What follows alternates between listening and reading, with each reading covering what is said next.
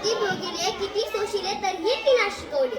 अरे किती भोगिले किती सोशिले तरीही तिला शिकवले. स्त्री शिक्षणाचे धडे पुढे सायरातीच्या लेखी न गिरविले. पुढे सायरातीच्या लेखी न गिरविले.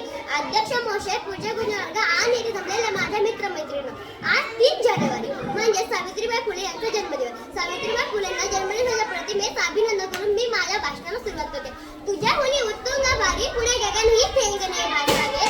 तुझ्या मुली उत्तुंग भारी पुढे गगन ही ठेंगणे भासावे. पुढे गगन ही ठेंगणे भासावे. तुझ्या या विशाल पंखाखाली विश्वात ते सारे वासावे. तुझ्या या विशाल पंखाखाली विश्वात ते सारे वासावे. विश्वात ते सारे वासावे.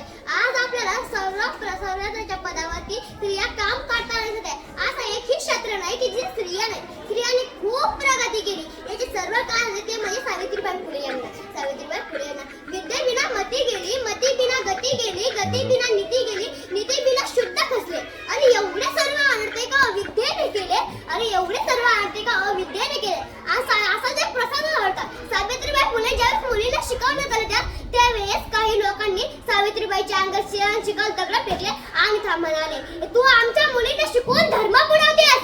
तू त्याच्यात एकदम पुढे आला मला. तू आमच्या मुलीला शिकवणं आधी थांबव. तुझं शिक्षण प्याराय का तुझी आब्रो.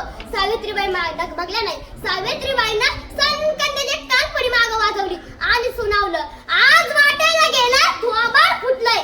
जर इथून पुढे जर वाटेला गेला तुझ्या या रक्ताने की धरती रंगून काढी. अशी हिंमत त्यांनी बाळगली. हे पहिल्या काळात सावित्रीबाई फुले या खूप हुशार होत्या. त्यांनी हिंमत बाळगली. त्यांना हिंमत बाळगली. आणि स्त्रियांना आणि मुलींना शिक्षणाचा अधिकार नव्हता. स्त्रियांना आणि मुलींना शिक्षणाचा अधिकार नव्हता. चूल आणि मूल एवढेच काम त्या काळी त्यांना दिले गेले होते. चूल आणि मूल एवढेच काम त्या काळी त्यांना दिले गेले होते.